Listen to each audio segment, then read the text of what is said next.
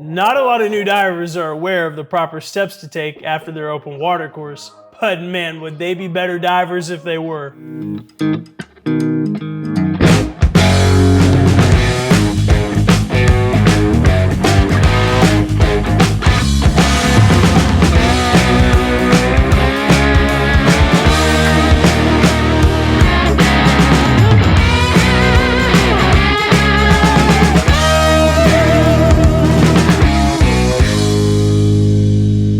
Hey guys, welcome back to Tampa Bay Diving. My name is Blake and it's so great to be able to talk scuba with you. Here on this channel, we make videos to help you improve your dives. So dive down, hit that like button, hit the subscribe button, and ring that dive bell so you don't miss any of our future content. So a lot of divers complete their open water course and then immediately start working towards their advanced certification, which for SDI requires at least 4 specialty certs and proof of 25 log dives. And the problem with that is they really haven't worked on perfecting the skills that they learned in their open water. Now don't laugh at me, I know some of you are probably salty divers out there with a good sense of humor, but in reference to scuba skills, it's true. If you don't use it, you lose it. Just ask any diver who's spent a significant amount of time outside of the water. So instead of rushing into specialty courses, practice on perfecting your fundamentals. Hopefully your local dive shop has a lot of traffic coming in and out.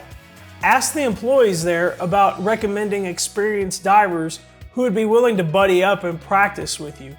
After all, they probably train them, so they know who's squared away and who's a soup sandwich. So you can start by setting aside a few dives to work on your buoyancy.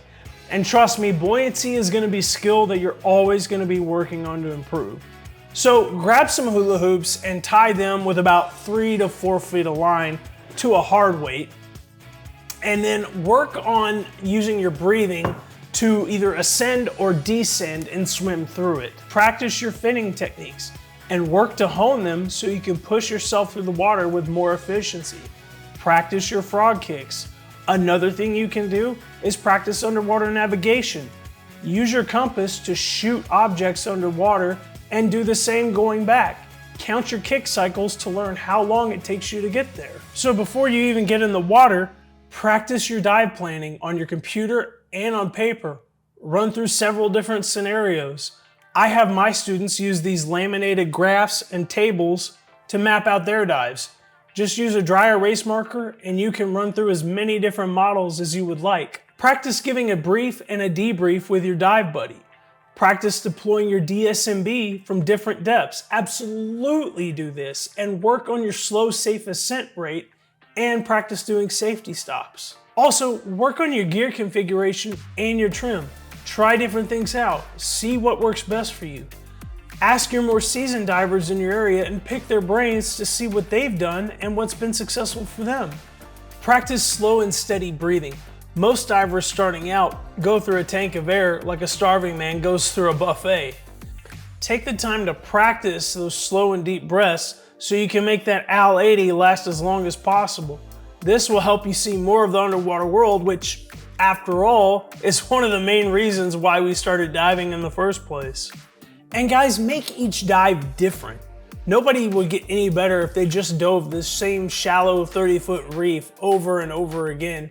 If you have a diver who has 100 dives all in the same location under the same conditions, and then you have another diver with 50 to 75 dives, but each one of those dives are different, the guy with less dives is going to be more experienced because he's handled more different scenarios and conditions. So it's important not to get set in our ways and to try new things. Just about an hour south of me is Venice Beach, Florida, and they have a ton of shark teeth that you can find. And about an hour north of me are the springs. And you can go dive each and every single spring, and each one is gonna be different than the previous. So your first 16 to 17 dives after your open water course should be practicing all these skills that we mentioned today. Because no matter what specialties you choose, the most dives that you're gonna get on these courses will range from about 8 or 9 total. And so if you do these 16 to 17 dives before you take your specialty courses, you're gonna go into that with a lot more of confidence, knowing that you put in the prep work to be successful. So think about it like this. All these courses that you're gonna take are gonna require an investment of time and money on your part. So do yourself a favor and put yourself in the best possible position to be successful at them. Don't forget to hit that like and subscribe button down below. And if you got value from this content, please share it with other divers. Just over here, I'll put some of our other content to help you out.